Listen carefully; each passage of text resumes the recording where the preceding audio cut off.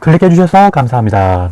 커피 박사 되고 싶은 커피 말더듬을 언어장애도 치료해 보고 싶어서 하루하루 책도 읽어드리고 커피에 대한 상식, 커피에 대해서 제가 지난 영상에서는 각종 해결점들이 다 커피에 있다는 걸 말씀드렸습니다. 심지어는 우주를 창조도 해봤고 욕실 청소라든지 다른 휴일 세차, 그리고 불안장애, 사춘기, 우울, 자살 등등등 대인 공포증, 살아가면서 있을 수 있는 사람들이 겪는 하나의 모든 문제가 이 커피 속에 있다라고 저는 생각하고 있는 커피 박사입니다.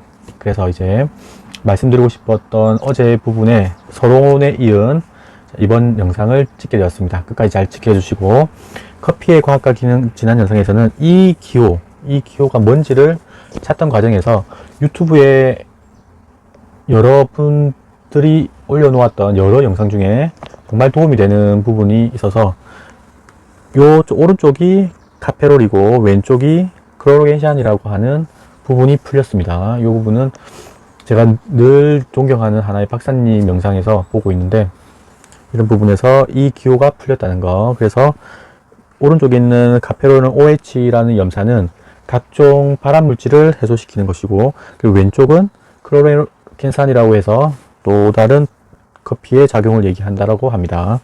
그래서 제가 이번 영상에서 말씀드리는 또 하나의 읽기는, 자, 이 부분 감수의 말 부분과 그리고 콘텐츠 목차입니다. 목차에 대한 부분을 말씀드리고, 내일 영상에서는 커피의 역사 이제 시작하겠습니다. 그래서 한번 읽어보도록 하겠습니다. 저는 어제 잠깐 읽었습니다. 그리고 이 책을 한번 통해서 모르시는 분들에게 커피에 대한 기본 상식도 알려주는 것도 있고, 그리고 저의 커피 박사가 되는 한 단계의 과정에서 정말 심도를 끼우쳐서 여러 교수님과 박사님들이 편찬해낸 이 책을 제가 습득하고 저만의 커피 부분을 습득할 수가 있다면 하나의 커피 박사로 거듭나지 않을까. 그리고 이로 인해서 지금은 말더듬과 언어장애 영상을 찍고 있지만 각종 수많은 콘텐츠들을 통해서 사람들에게 도움이 되지 않을까. 그렇다면 이것은 돈보다도 다른 행복과 우리 모두의 건강을 챙기는 길이다라고 믿고 있는 커피 박사, 끝까지 응원해 주시기 바랍니다. 그래서 감수의 말은, 자, 이제 읽어보도록 하겠습니다. 세계 커피 생산량은 약 700만 톤이라고 한다. 상상하기 어려울 정도로 막대한 양이다. 커피는 전 세계적으로 소비되고 있으며 미국과 독일에 이어 제3의 소비량을 자랑하는 것이 바로 일본이다. 자, 여기서 이제 나옵니다. 우리가 생각할 수 있는 미국과 독일, 일본, 세계 강대국이죠. 세계 제2차 세계대전을 거치고 나서도 강대국이 될 수 있었던 이유가, 저는 접근하는 게 커피라고 생각을 하는 부분이 있지만은, 여기에 반론을 내는 분들 생각도 있을 수도 있겠지만은, 아시아인 중에 일본이 3위랍니다. 수입하는. 일본은 과학적으로 축구 경기도 하고 다른 운동도 하고 다른 것들을 생각합니다. 그게 너무 과학적이다 보니까 세상에 비판을 받기도 하는 부분도 있었던 것 같습니다. 하지만 이런 커피가 주는 긍정적인 효과에서는 확실히 먼저 깨우치고 있었다는 거. 커피 음용의 기원은 기독교와 이슬람교라고도 하는데, 이것은 어디까지나 전설일 뿐 정확한 사실은 알려지지 않았다. 커피에 처음에 마시는 그 기원은 기독교와 이슬람교. 저는 지도를 펼쳐봤을 때 처음 에티오피아에서 커피가 한 목동에 의해서 일어났던 그 부위를 보면 그 부위가 이동했던 경로, 기독교와 이슬람교의 그 라인, 그러면 커피가 생산되어지고 있는 좋은 땅들을 이동하면서 더 좋은 곳을 찾으려고 이동하지 않았을까 라는 부분들을 저는 예전에 한번 생각해 봤었는데, 기독교와 이슬람교가 부강하고 강성되게 되는 하나의 출발점도 어떻게 보면 커피에 있을 수도 있을 것 같다는 생각도 한번 해봅니다. 이것은 어디까지나 전설일 뿐 정확한 사실 알려지지 않았지만은, 커피가 최초로 문헌에 등장한 것은 페르시아의 의사 라제스 850에서 922년가에서 쓴 문서로 약으로도 썼다고 기록되어 있다. 페르시아의, 저희 동아시아의 아시아인들이 모든 사람들이 커피에 대해서 관심이 없었을 때, 나지도 않았기 때문에 그 생산국들에서는 약으로 의사가 처방을 하고 있었다는 겁니다. 커피를 먹지 말라고 하는 의사분들도 있지만은 공부를 하지 않았다는 하나의 부분으로도 될 수 있는, 그래서 조금 더 월등하게 남에게 가르쳐 주시는 의사분들, 박사님들은 조금 더 커피에 대해서 한번 되돌아볼 필요가 있다는 거. 옛날에는 약으로도 페르시아에서 썼다고 합니다. 또한 13세기경 아라비아에서는 이슬람교의 승려가 교도들의 졸음을 깨우기 위한 약으로도 사용했다 라고 되어 있는데, 13세기경이라고 한다면 우리나라가 고려에서 조선으로 넘어가는 과도기였습니다. 조선에서 500년 동안 정치를 할 수 있었던 그 시기에 아라비아에서는 이슬람교의 승려가 그 교도들의 졸음을 깨우기 위한 약으로도 여기서 중요한 것은 약으로도 사용했다는 겁니다. 이슬람교도 약으로도 사용했다. 즉 커피는 본래 약으로서 사용되었던 것이다. 맞습니다. 저도 약으로서 고쳐지었던 것입니다. 그래서 말더듬이나 언어장애나 말막힘, 다른 트라우마가 생기는 고소공포증, 불안장애, 불면 등등등등이 질환으로 생각하고 약으로 처방받아야 된다는 겁니다. 저도 지금 제 나이 41이지만은 40살 때까지는 어떤 원인도 찾지 못했다는 것을 이 자리에서 밝혀드리면서 이 부분을 공유해드리고자 하는 겁니다. 자, 커피 원두의 재배는 14세기 중근동이 그 시초라고 한다. 커피 원두의 재배는 14세기, 우리가 어느 정도 이제 고려에서 조선으로 넘어가는 이 시점에 중근동의 그 시초라고 한다.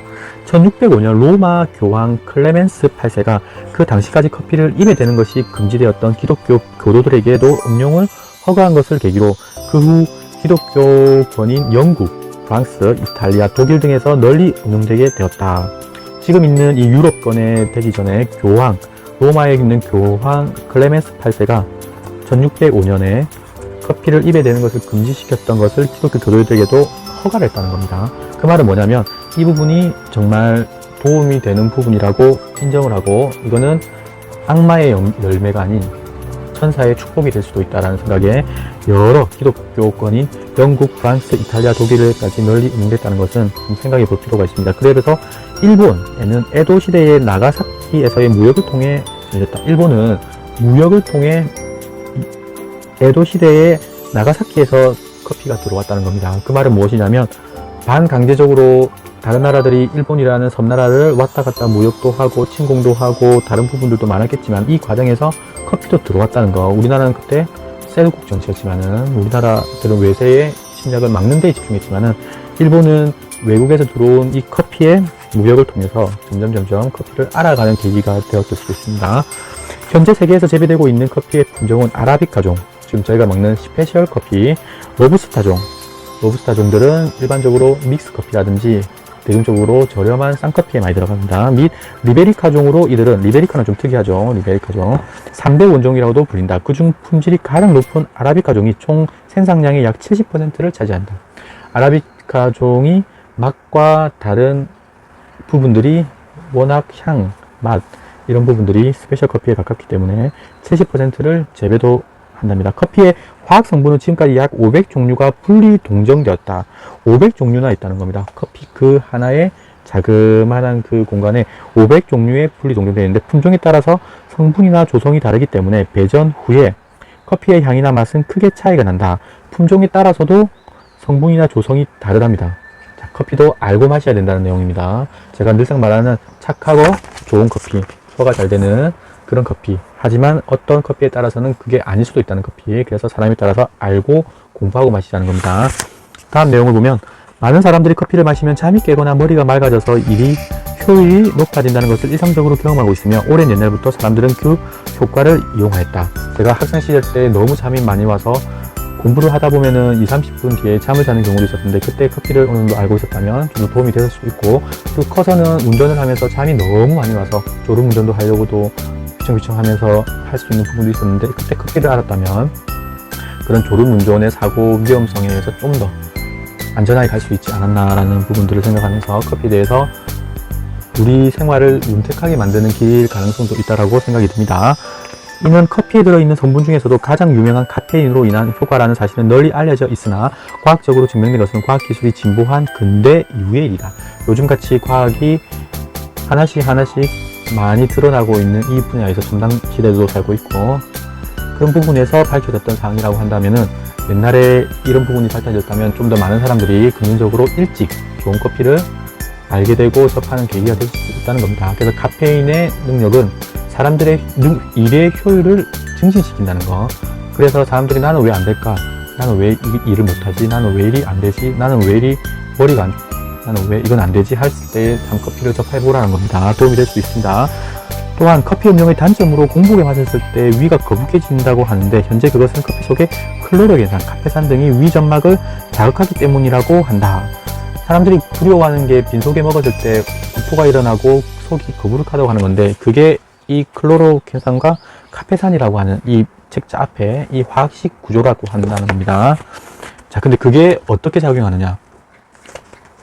이와 같이 성분 분석이 가능해지면서 지금까지 알려진 커피의 장단점뿐 아니라 지금까지는 알 수 없었던 생리작용이나 건강에 끼치는 피해도 잇따라 밝혀지게 되었다. 지금까지 알 수 없었던 좋은 점이나 나쁜 점, 그리고 제대로 커피를 알고 먹어야 된다고 하는 이런 부분들이 제가 말씀드리는 핵심 내용인 거고, 그때 2006년도에 이 글을 썼던 이런 분들도 이런 부분을 생각하고 있었을 수 있습니다. 지금 14년이 지난 이후에 어떻게 커피가 계속 변화될지.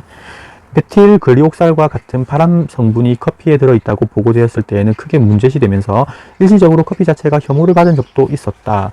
예전에 몇 년 전에 스타벅스에 그 태운 커피가 식품으로서는 발암물질이 있다라고 나와서 한동안 그 딱지를 붙이느냐 마느냐, 발암물질로 취급하느냐 마느냐를 두고 한번 뉴스거리가 됐었죠. 지금은 또 그런 부분이 많이 사라졌는데, 자, 발암물질이라고 한다는 것은 커피 자체에 문제가 있을 수도 있고, 그리고 외부에서 들어오는 보존제를 섞었을 수도 있고 너무 많이 태웠을 수도 있다는 거. 그래서 그 커피를 보고 보면은 발암물질은 있습니다. 하지만 좋은 성분에 태우지도 않았고 다른 보존제를 첨가하지 않았던 좋은 원두를 두고 발암물질로 취급하고 먹지 않는다면 사람 삶은 좀 더 윤택하게 되는 게 아니라 점점 나빠지는 대기 환경 오염과 각변하는 수많은 음식물들의 먹지 말아야 되는 그런 안 좋은 성분들로 인해서 더 몸이 안 좋아질 수 있다는 거. 그래서 구더기 무서워서 장 못 담그는 일이 벌어질 수도 있다는 겁니다. 그래서 커피에 대한 올바른 지식으로 제대로 섭취한다면 좀 더 건강하게 할 수 있다는 거. 그러나 나중에 발암성 성분의 함유량 상당히 미량이거나 거의 문제가 되지 않고 오히려 커피 성분에는 활성산소를 제거하거나 발암성 물질인 니트로아민, 헤테로사이클릭 아민의 생성을 억제하는 등 암 발생을 억제할 가능성도 있음을 알게 되었다. 이 부분에서 발암물질이 들어가 있기는 하지만 아까 제가 말씀드린 대로 이 수량은 미량이라는 겁니다. 그런데 오히려 암을 막는 발암물질이 될 수 있는 니트로아민과 헤테로사이클릭 아민 생성을 억제한답니다. 지금 코로나 바이러스도 이미 들어온 건 어쩔 수 없습니다. 하지만 생성을, 복제를, 증식을 억제하는 게, 차단하는 게 가장 큰 항체의 목표인데 이 부분을 커피가 할 수 있다는 겁니다. 생성을 억제한다는 거. 이 부분을 집중적으로 생각해 주시고, 최근에는 역학조사 결과로 적당한 커피 음용은 위, 간암 등의 발생률을 감소시킨다고 보고되었다. 저는 예전에 위도 안 좋아서 기침을 계속 했었습니다. 그래서 작년부터는 약 한 번 먹지 않고 계속 지금 한 1년 반 정도를 버티고 있는데, 그 전까지는 틈만 나면 기침이 한 번 왔을 때 감기로 발전되고 폐렴까지도 갈 수 있다는 생각에 CT도 찍어보고 최고로 많은 감기약을, 항생제를 넣어가면서 최고로 잘 듣는 데를 찾아다니면서 해서 겨우 고칠 정도로 매년 반복이 됐었습니다. 그래서 위가 좋아질 수 있다는 거, 좋은 커피만 드신다면. 그리고 간암 등인데, 저는 예전에 술을 먹었을 때 얼굴도 달아오르고 피로함을 느껴서 해롱해롱 하면서 뭔가 술이 해독이 안 되는, 간도 좋지 않았던 것 같습니다. 그래서 위와 간을 좋게 만드는 게 커피가 될 수 있다는 거, 여기서 나와 있죠. 발생률을 감소시킨다고 보고되었고, 이러한 커피와 건강의 관계에 관한 연구는 최근 10수년 남짓한 새에 급속히 진전되었고 소비자에게 어필함으로써 커피 시장 확대에 크게 기여하여 왔다. 이런 좋은 분야가 널리고 널렸다는 겁니다. 앞으로도 밝혀져야 되는 부분들이 많을 거고, 이로 인해서 고통받을 수 있는 암과 같은 정말 오늘 내일 할 수 있는 그런 질환들을 이겨낼 수 있는 하나의 구충제를 먹어서 지금까지 버티고 있는 그런 한 유튜브 환자분의 사례처럼 커피가 하나의 도움이 될 수 있다는 겁니다. 전 세계적으로. 특히 일본 연구자의 활약은 다른 나라와 비교하더라도 뛰어나다. 일본 연구자들이 이런 커피를 연구를 하고 있다는 겁니다. 이 내용에 대해서 이들 연구 성과를 정리할 필요가 성을 느꼈던 시기에 때마침 IK 코퍼레이션의 모리다 회장님으로부터 커피책의 감수를 의뢰받고 일본 여자 대학의 귀엔반 추엔 박사와 전 보에이 의학대학 현 소니 주식회사 인사센터 총괄산업부의 이시카와 토시츠구 박사님이 엮어주신 덕택에 이 책을 출판할 수 있었다. 여기서 보면은 기업도 들어가 있고 박사도 들어가 있고 의학대학에 연구하는 사람들까지도 모든 사람들이 이 책을 통괄적으로 집중적으로 신중하게 편찬해낸 과학서적이라는 겁니다. 믿을만 합니다.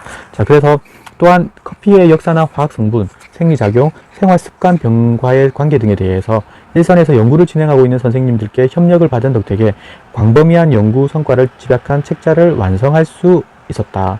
일본은 뭔가의 상승 곡선을 위해서 이렇게 다들 힘을 합친다는 거.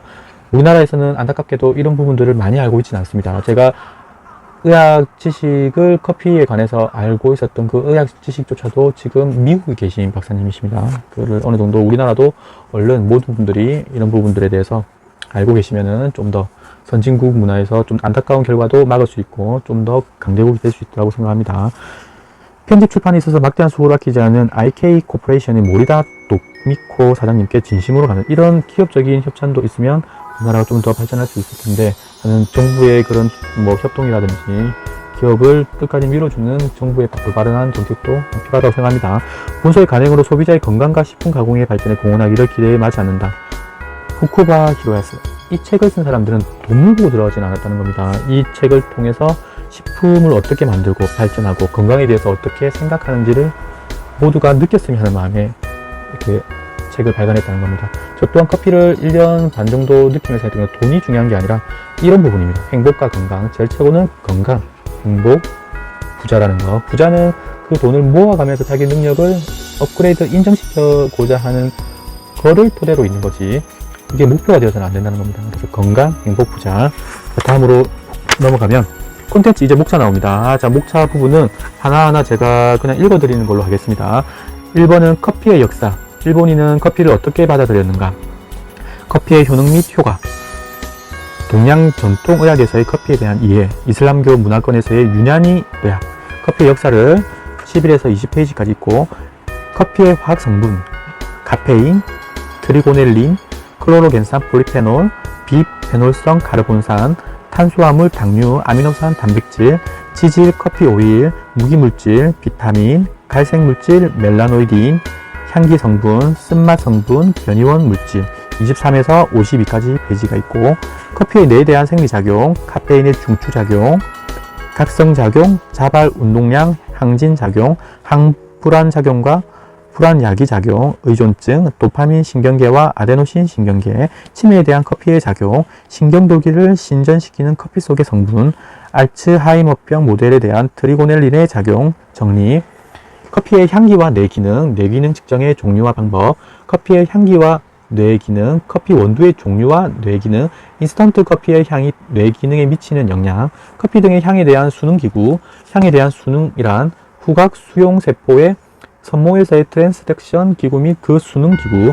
후각 수용세포의 세포체에서의 수능 55에서 102페이지까지 있습니다. 커피의 생체기관, 커피와 순환기, 커피와 관동맥 질환 역학조사, 커피와 저밀도 지질 단백질 콜레스테롤 농도, 커피와 혈청 LDL의 산화, 커피와 호모시스테인, 커피와 동맥경화증, 좋은 콜레스테롤 HDL과 나쁜 콜레스테롤 LDL, 커피가 혈청 지질에 미치는 영향, 정말로 나쁜 콜레스테롤 산화 변성 LDL, 항산화 물질을 통한 LDL 산화 억제 작용, 커피가 LDL 피산화능에 미치는 영향, 커피와 소화기, 식도 위 십이지장과 커피, 소장 대장과 커피, 담낭 담석증과 커피, 간과 커피, 췌장과 커피, 커피와 산부인과 질환, 커피와 월경 이상, 커피와 임신, 커피와 불임, 커피와 갱년기, 커피와 골다공증, 골다공증에 대하여, 골다공증 예방에 대하여, 라이프 스타일과 골다공증, 커피와 골다공증,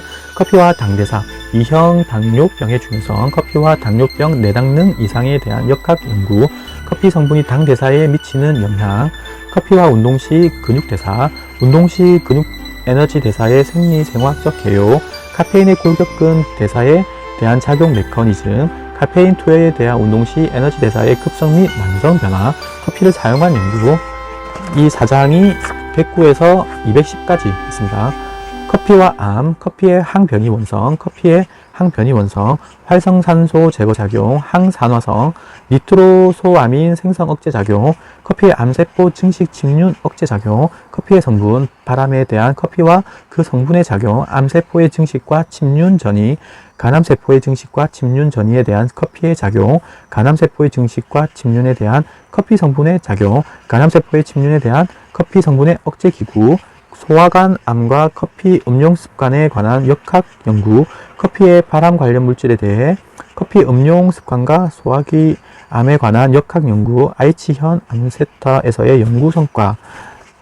5장인 커피와 암은 213에서 269장까지 있고 참고 문헌이 281장으로 이런 내용들을 오늘 목차로 말해드렸고, 그리고 이 글을 쓴 후쿠바 히로야스는 이 글에 공동 저작된 사람은 아닌데요. 이 부분에서 총괄 책임자였던 것 같습니다. 그래서 이런 부분들을 말씀드렸고, 목차는 이렇게 말하고, 자, 내일 이 시간에는 첫 번째 커피의 역사를 통해서 커피의 역사를 아시아에서 일본은 어떻게 받아들였고 하는 구체적인 부분들을 통해서 쭉 한번 공부해 보도록 하겠습니다. 많이 공부는 못하고 이 15페이지까지만 해보겠습니다. 아무쪼록 오늘 하루도 건강하게 행복하게 부자 되시고, 커피 박사는 다음에 또 뵙겠습니다. 끝까지 경청해 주셔서 고맙습니다. 구독, 좋아요, 알람 설정, 댓글 안 주셔도 됩니다. 편안하게 받으시고 이 글을 끝까지 여러분들의 한 명이라도 꽂히고 개선되고 희망의 끈을 놓지 않는 사람만 있으시면 이 커피 박사는 끝까지 한번 힘을 내보겠습니다. 다음에 또 뵙겠습니다. 바이바이. 사람